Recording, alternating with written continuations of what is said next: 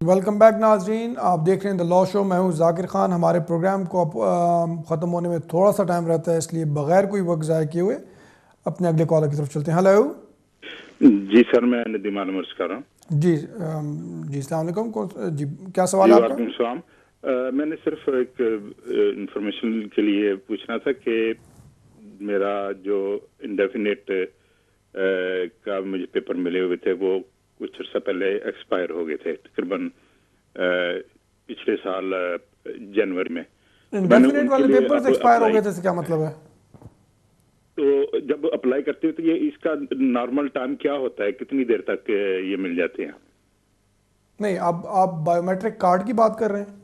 नहीं, जो travel document था ना मेरे पास, अब चूंकि नेक्स्ट ईयर मेरी नेशनैलिटी जो है ना वो ड्यू हो गई है नेक्स्ट ईयर। ट्रैवल डॉक्यूमेंट आपको किस बेसिस पे मिला था? ये रेफ्यूजी स्टेटस? जी जी जी, वो नॉर्मली 10 साल के लिए होता है नॉर्मली, लेकिन उस पर लिखा होता है जो भी होता है। अच्छा, नहीं उस पे तो 5 ईयर लीव टू रिमेन का लिखा हुआ था। तो बस ठीक है, अगर उस पर लिखा हुआ है तो ठीक है, कोई ऐसी बात नहीं है। अब आपका नॉर्मल सवाल क्या है? कितनी देर में ये मिल जाते हैं वापस, अगर वो एक्सपायर हो जाए ट्रैवल डॉक्यूमेंट? क्योंकि अभी मैं पाकिस्तान तो नहीं सफर कर सकता, पर किसी और मुल्क में जाने के लिए तो वो मुझे चाहिए ना। तो आप दोबारा आप एप्लीकेशन कर सकते हैं ना नए ट्रैवल डॉक्यूमेंट के लिए। वो भी मैंने कर दी है, तकरीबन 1.5 हफ्ता हो गया मुझे किया तो हुए। फिर मसला क्या है? तो मैं सिर्फ ये पूछना था कि कितनी देर तक मिल जाएगा, और उसके बाद जब नेशनैलिटी के लिए अप्लाई करना है तो उसका क्या रूल है कि कितने जो ओवर 18 है उनको देना इम्तहान देना पड़ेगा जी, उसका? देखें, जहाँ तक ट्रैवल डॉक्यूमेंट का ताल्लुक है तो नॉर्मली तकरीबन 8-10 हफ्ते 12 हफ्ते के अंदर अंदर एप्लीकेशन वो आपकी डिसाइड हो जाती है, तो उस दौरान में मिल जाता है।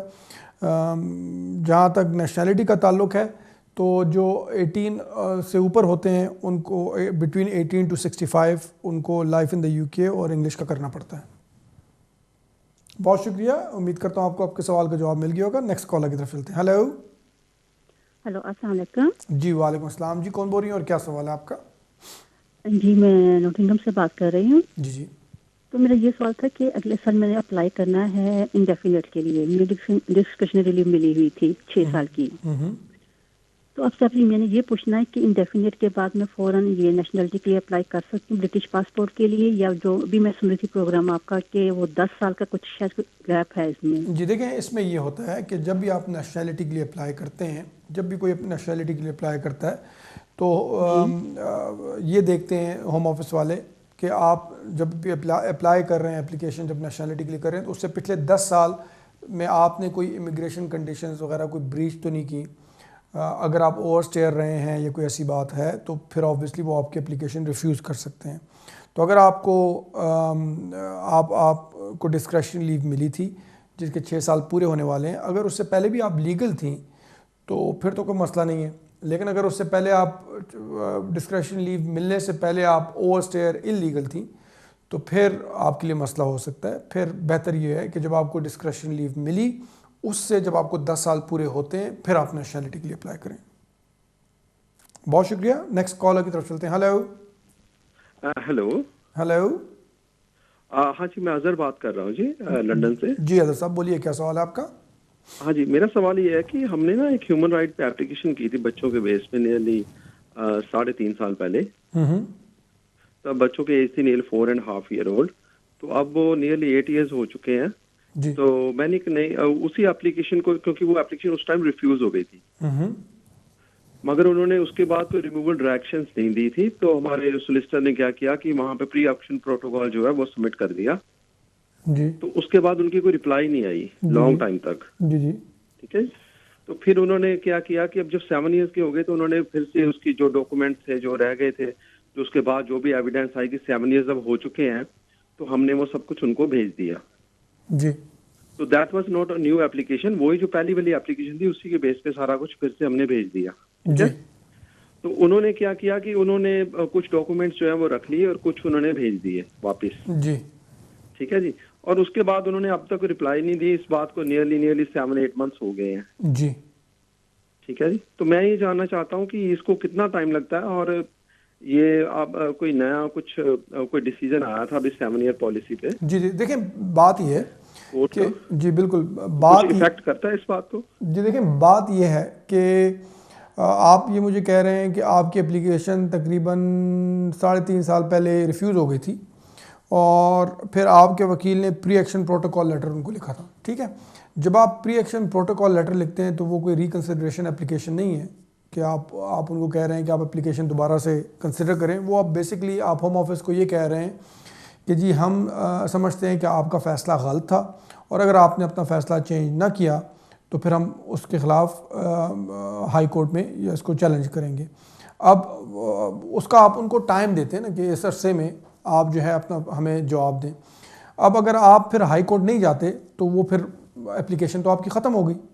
तो मुझे आपकी बातों से तो ये अंदाज़ा हो रहा है कि आपकी कोई एप्लीकेशन है ही नहीं होम ऑफिस में। अगर ऐसा ही हुआ है, अगर ऐसी बात है तो फिर आपको एक नई एप्लीकेशन करनी पड़ेगी 7 ईयर्स की बेसिस पे। यही वजह है जहाँ तक मुझे लगता है कि अभी तक होम ऑफिस ने आपकी एप्लीकेशन में कोई फ़ैसला नहीं दिया, क्योंकि उनके पास आपकी टेक्निकली स्पीकिंग कोई एप्लीकेशन है ही नहीं, जो मुझे आपकी बातों से अंदाज़ा हो रहा है। तो मेरा मशवरा यही है कि आप अपने वकील के पास जाएं या किसी भी वकील के पास जाके इसको डिस्कस करके आप अगर यही सूरत हाल है तो एक नई एप्लीकेशन करें 7 ईयर्स की बेसिस पे। और जहाँ तक आप बात कर रहे थे कि वो 7 ईयर्स पे कोई ट्राइब्यूनल का डिसीजन आया है, जी बिल्कुल रिसेंटली आया था पर ट्राइब्यूनल का, और वो एक किस्म का फेवरेबल डिसीजन था। और ऑब्वियसली उसमें फ़ैसला यही सुनाया था कि जी केस बाय केस ही आप देखें, लेकिन जनरली स्पीकिंग अगर 7 साल हो जाते हैं यहाँ पे और अगर किसी पेरेंट्स में से किसी की कोई क्रिमिनल कन्विक्शन वगैरह कोई ऐसी वैसी बात नहीं है तो होम ऑफिस को उनको वीज़ा देने का सोचना चाहिए। तो जैसा कि मैंने कहा आप इसको ज़रा जाके डिटेल में अपने वकील से या किसी वकील के पास जाके डिस्कस करें। बहुत शुक्रिया। नेक्स्ट कॉलर की तरफ चलते हैं। हेलो। अस्सलाम वालेकुम जी। जी वालेकुम अस्सलाम। कौन सा बोल रहे हैं? सर जवाद कर रहा हूँ बेलफास्ट से। जी बोलिए। सर मेरे 2 क्वेश्चन थे। असल में मेरा इंडेफिनिट हुआ था 2013 में जी जी रेजिडेंसी पे। जी मेरे 3 बच्चे हैं। एक जो बड़ी बेटी है 11 ईयर्स की, वो पाकिस्तान पैदा हुई थी, जी जी, और जो 2 बच्चे हैं यहाँ बोर्न हुए थे। जी तो मैंने आईएलआर के बाद तीनों की एप्लीकेशन डाली थी फॉर रजिस्ट्रेशन फॉर माइनर। जी। तो उन्होंने होम ऑफिस ने 2 बच्चे जहाँ पैदा हैं उनको दे दिया था, तीसरी को नहीं लेकिन दिया। जो बड़ी बेटी को रिफ्यूज कर दिया था कि बोथ पेरेंट्स के रीजन उन्होंने ये लगाई थी कि बोथ पेरेंट्स में से एक को ब्रिटिश नेशनल होना जरूरी है। जी ठीक है। उसके बाद जो मेरी बीवी थी वो उस पर डिपेंडेंट वीजे पे थी। जी तो फिर मैंने डिपेंडेंट वीजे पे मैंने उनकी आईएलआर अप्लाई किया, अपनी वाइफ का और अपनी बेटी के दोनों का। जी जी तो मुझे किसी ने कहा था कि आप लॉन्ग रेजिडेंसी पे आए हैं तो उनको स्पाउस वीजे बचाने की जरूरत नहीं है, आप डायरेक्ट अप्लाई कर सकते हैं। लेकिन होम ऑफिस ने फिर रिफ्यूज कर दिया दोनों को, और उन्होंने दोनों को 30 मंथ्स की लीव दे दी थी। जी जी तो अभी मेरी वाइफ तकरीबन 2 माह पहले उनको आईएलआर हो गया उनका। जी जी तो मैंने अपनी बेटी का दोबारा रजिस्ट्रेशन अप्लाई की थी, जी। तो होम ऑफिस ने फिर रिफ्यूज कर दिया। वो कहते हैं कि आपकी बेटी के पास इंडेफिनिट होना चाहिए पहले। जी जी।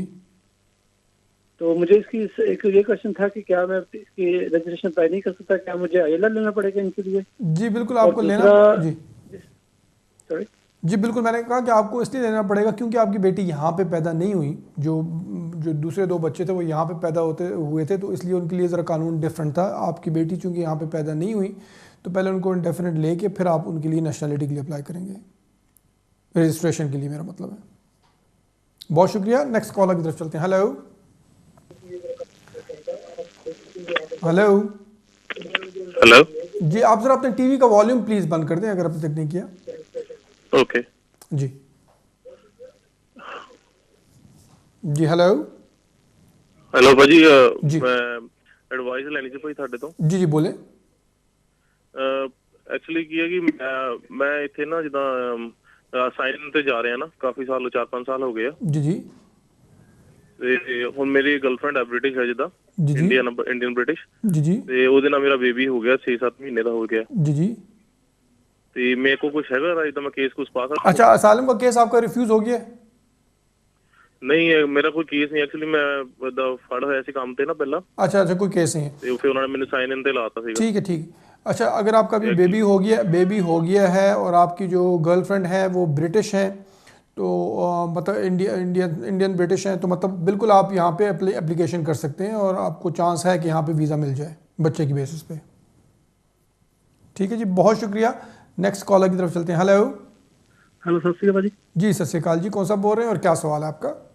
ਭਾਜੀ ਮੈਂ ਸੁੱਖੀ ਬੋਲਦਾ। ਮੈਂ ਤੁਹਾਨੂੰ ਸਵਾਲ ਪੁੱਛਣਾ ਸੀਗਾ। ਮੈਂ ਇੱਥੇ ਜਿੱਦਾਂ 2009 ਚ ਆਇਆ ਸੀਗਾ ਇੰਗਲੈਂਡ ਦੇ ਵਿੱਚ, जी जी ਤੇ 2009 ਚ ਆਇਆ ਸੀ ਤੇ ਮੇਰਾ ਇੱਥੇ ਮੇਰੀ ਗਰਲਫ੍ਰੈਂਡ ਆ ਤੇ ਮੇਰਾ ਜਿੱਦਾਂ ਇੱਥੇ ਇੱਕ ਬੇਬੀ ਹੋਇਆ। ਫਿਰ ਉਹ ਜਿਹੜੀ ਮੇਰੀ ਗਰਲਫ੍ਰੈਂਡ ਆ ਉਹਦੇ ਕੋਲ ਡੈਫੀਨਿਟ ਸਟੇ ਆ ਤੇ ਉਹ ਮੇਰਾ ਬੇਬੀ ਹੋਇਆ, ਉਹ 2.5 ਸਾਲ ਦਾ ਬੇਬੀ ਹੋ ਗਿਆ ਮੇਰਾ ਹੁਣ। जी जी ਤੇ ਮੈਂ 2014 ਵਿੱਚ ਮੈਂ ਇੱਥੇ ਫੜ ਹੋ ਗਿਆ ਸੀ ਕੰਮ ਤੇ, जी जी ਤੇ ਉਦੋਂ ਫੜ ਹੋ ਗਿਆ ਸੀ ਤੇ ਉਹਨਾਂ ਨੇ ਮੈਨੂੰ ਸਾਈਨਾਂ ਤੇ ਲਾਤਾ ਸੀਗਾ। ਉਸ ਤੋਂ ਬਾਅਦ ਮੈਂ ਉਹਨਾਂ ਨੂੰ ਐਪਲੀਕੇਸ਼ਨ ਪਾਈ ਸੀਗੀ ਤੇ ਉਹਨਾਂ ਫਿਰ ਕਿਹਾ ਸੀ ਇਹਦਾ ਬੇਬੀ ਦਾ ਪਾਸਪੋਰਟ ਚਾਹੀਦਾ ਵਾ ਸਾਰਾ ਕੁਝ। ਫਿਰ ਮੈਂ ਤਾਂ ਪਾਸਪੋਰਟ ਵੀ ਬਣਾਇਆ ਸੀਗਾ ਬੇਬੀ ਦਾ, ਪਰ ਉਹਨਾਂ ਬਾਅਦ ਚ ਫਿਰ ਰਿਫਿਊਜ਼ ਕਰਕੇ ਭੇਜਤਾ ਮੈਨੂੰ। ਉਹ ਕਹਿੰਦੇ ਤੂੰ ਫਰੈਸ਼ ਐਪਲੀਕੇਸ਼ਨ ਲਾ। ਤੇ ਉਸ ਤੋਂ ਬਾਅਦ ਹੁਣ ਉਸ ਤੋਂ ਬਾਅਦ ਮੈਂ ਐਪਲੀਕੇਸ਼ਨ ਤੇ ਕੋਈ ਨਹੀਂ ਪਾਈ, ਪਰ ਉਦਾਂ ਮੈਂ ਉਹਦੇ ਸਾਈਨਾਂ ਤੇ ਜਾਈ ਉਹਨਾਂ ਵਾ ਤੇ ਉਹ ਹੁਣ ਮੈਨੂੰ ਕਹਿੰਦੇ ਵੀ ਜਿੱਦਾਂ ਫਾਰਮ ਤੇ ਸਾਈਨ ਕਰਵਾਉਣ ਨੂੰ ਕਹਿੰਦੇ ਕਰਨ ਨੂੰ जी। ਕਹਿੰਦੇ आपके जो पहले रिफ्यूज़ हुआ था वो कब हुआ था? पिछले साल हुआ है जी, लेकिन आपका बेबी ब्रिटिश है ना? हाँ जी। जी, मेरे ख्याल में तो आपको फ्रेश एप्लीकेशन करनी चाहिए बिल्कुल। आपका बेबी ब्रिटिश है, अगर आप किसी वजह से इंडिया वापस नहीं जा सकते और बेबी भी आपका जिस तरह आपने बताया ब्रिटिश है, आपकी गर्लफ्रेंड भी है, यहाँ पे आप लोग इकट्ठे रह रहे हैं, तो मेरा ख्याल में चांस है कि आपका यहाँ पे हो। तो मेरे ख्याल में आपको चाहिए किसी वकील के पास जाके मशवरा करके और एक फ़्रेश एप्लीकेशन करें। जी, बहुत शुक्रिया। नेक्स्ट कॉलर की तरफ चलते हैं। Hello hello hello hello hello, hi Zakir Khan. Yes speaking. हाँ जी सर, अस्सलाम वालेकुम। मैं शदाब बोल रहा हूँ लंदन से। जी वालेकुम सलाम जी, बोलिए क्या सवाल है आपका? जी एक्चुअली में ये था कि मेरा जो वीज़ा था वो आपका इंटरपेनल ग्रेजुएट वीज़ा है, जो अभी तक केस चल रहा है आपका होम ऑफिस के साथ। अब मेरा अभी ये 10 साल होने वाला है। जी जी ओके, एंड क्या अगर मेरा 10 साल हो जाए तक क्या apply straight away for the indefinite? जी बिल्कुल। क्या मैं ये पता ये करना था कि आपका ये तो फास्ट ट्रैक होता है, फास्ट ट्रैक जो होता है, जी जी हाँ, क्या उसके थ्रू मुझे जाना होगा क्या, और I have to go like for 6 months? जी मैं समझ गया आपकी बात। अभी आपका अपील पे है केस या होम ऑफिस के पास है? जी नहीं, आपका अभी होम ऑफिस के पास है केस? जी होम ऑफ कोर्ट पे है। अच्छा, कोर्ट में है अभी। और आपके तो ठीक है, जब आपके 10 years हो जाते हैं तो आप जो बात कर रहे हैं premium service, same day service जो आप बात कर रहे हैं, तो आप उसमें जा सकते हैं, लेकिन पहले अपनी अपील विड्रॉ करनी पड़ेगी, फिर आप जो है वो प्रीमियम सर्विस में सेम डे सर्विस पे जा सकते हैं। अगर आप चाहें तो बाय पोस्ट एप्लीकेशन भी कर सकते हैं, जो कि जिसमें ज़रा थोड़ा सा ज़्यादा टाइम लगता है। तो आप दोनों तरीके से जा सकते हैं, लेकिन पहले आपको अपील अपनी विड्रॉ करनी पड़ेगी। चूँकि आपका जो केस है वो अपील पे है, मामला ज़रा थोड़ा सा कॉम्प्लिकेटेड है। अपनी एप्लीकेशन अपील विड्रॉ करने से पहले ज़रूर किसी वकील के पास जाके इसको ज़रा डिटेल में डिस्कस कर लीजिएगा। बहुत शुक्रिया। नेक्स्ट कॉलर की तरफ चलते हैं। हेलो हेलो हेलो हेलो, अस्सलाम वालेकुम। जी वालेकुम सलाम, कौन सा बोल रहे हैं और क्या सवाल है आपका? जी ताहिर बर्मिंघम से जनाब। सवाल मेरा ये है कि मैं स्टूडेंट आया था इस कंट्री में 2010 में। जी जी मैंने एक्सटेंशन के लिए अप्लाई किया था 2011 में। उसके बाद मेरा कॉलेज बंद हो गया, मैंने नया केस भेजा, फिर बंद हो गया, नया भेजा, फिर अपील आई, विन हुई, फिर ऐसे चलता रहा। फिर 2013 में मैंने शादी की और 2013 के दिसंबर में मैंने शादी की और केस भेजा मार्च 2014 में। तो उन्होंने वापस अपील भेज दी तो एक और फाइनेंशियल रिक्वायरमेंट की वजह से जी। तो फिर अपील की, वो विन हुई जून 2015 में। उन्होंने फिर पेंडिंग रही, अपील विन होने के बाद पेंडिंग रही तकरीबन 8 महीने, और उसके बाद फिर उन्होंने दोबारा मुझे अपील दे दी तो एक की डिसेप्शन लगा के। अभी मेरा बेटा हो गया तकरीबन 3 मंथ का और अभी मैं अपील की हियरिंग की डेट का वेट कर रहा हूँ। क्या करना चाहिए आगे? देखिए माशा पहली बात तो ये बदकिस्मती आपकी रही, काफ़ी आपको अपीलों पे ही वो है और इतना टाइम हो गया आपका।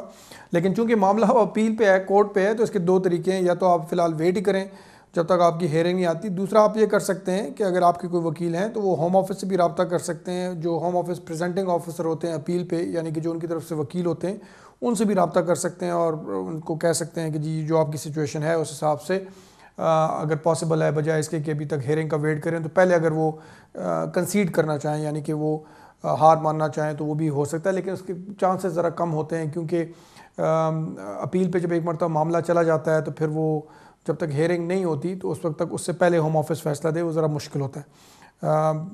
तो यही दो आपके पास ऑप्शंस हैं, या तो वेट करके हेयरिंग पे अगर आपका काम हो जाए तो ठीक है, नहीं तो फिर उससे पहले अगर होम ऑफिस अगर डिसीजन कोई चेंज कर लेता है अपना और आपके वकील उनको लिखते हैं, तो ये पॉसिबिलिटी है।